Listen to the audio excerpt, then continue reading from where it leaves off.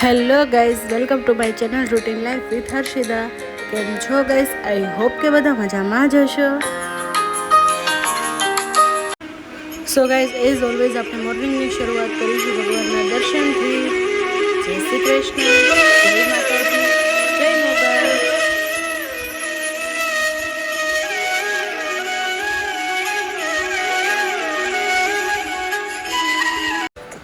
So guys, વાગી ગયેલા છે 9:46.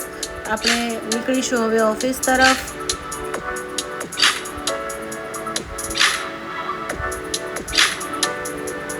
સો ગાઈઝ, રચના પર પહોંચીને ત્યાં સિગ્નલ હતું. ટ્રાફિકના રૂલ્સનું પાલન તો કરવું જ પડશે. સો ગાઈઝ, હવે ફાઇનલી આપણે ઓફિસ પહોંચી ગયેલા છીએ. ઓફિસ પહોંચીને ત્યાં લોકો કંઈક કામ કરતા હતા. શું કરે છે ખબર નહીં, કંઈક કરતા હતા. તો હવે પહોંચી ગયેલા છીએ આપણી લિફ્ટ પાસે.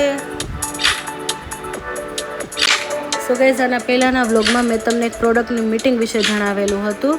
સો આપણી પાસે એમની પ્રોડક્ટ આવી ગયેલી છે, આપણે પરચેસ કરેલી છે. એમની પ્રોડક્ટ્સના રિવ્યૂ સારા હતા, દેટ્સ વાય આપણે લીધેલી છે. હવે જોઈએ. સો ગાઈઝ, આજે ખબર નહીં કઈ રીતે બટ મારા પીસીનું સેટિંગ જરા ચેન્જ થઈ ગયું છે. જે બી વેબસાઇટ ખોલું છું તે યાહૂમાં ખુલે છે અને મને જોઈએ છે ગૂગલમાં.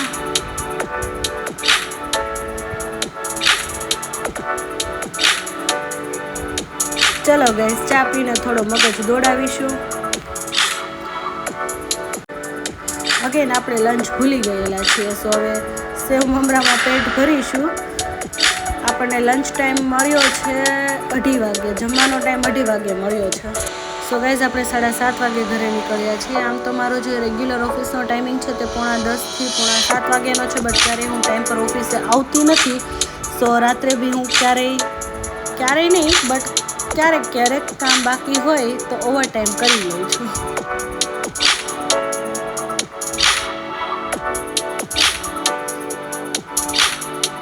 હવે આપણે જઈશું ઘર તરફ.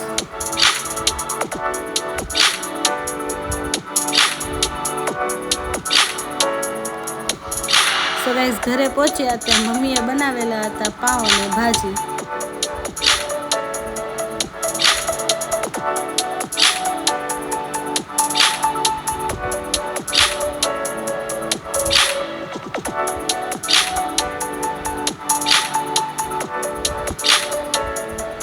ટીવી જોતા આપણે જમી લીધું. આજે આપણે જોયું છે ભાભીજી ઘર પર હે, મારો ફેવરેટ શો હતો એક ટાઈમ પર.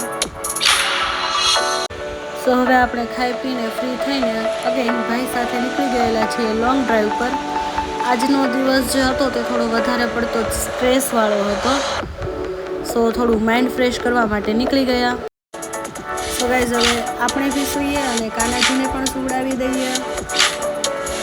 કાનાજીને પહેરાવી દીધેલો છે નાઇટ ડ્રેસ, હવે સુવડાવી દઈએ. સો ગાઈઝ, જો તમને મારો બ્લોગ ગમ્યો હોય તો લાઈક કરો, શેર કરો, સબસ્ક્રાઈબ કરો. Thank you for watching.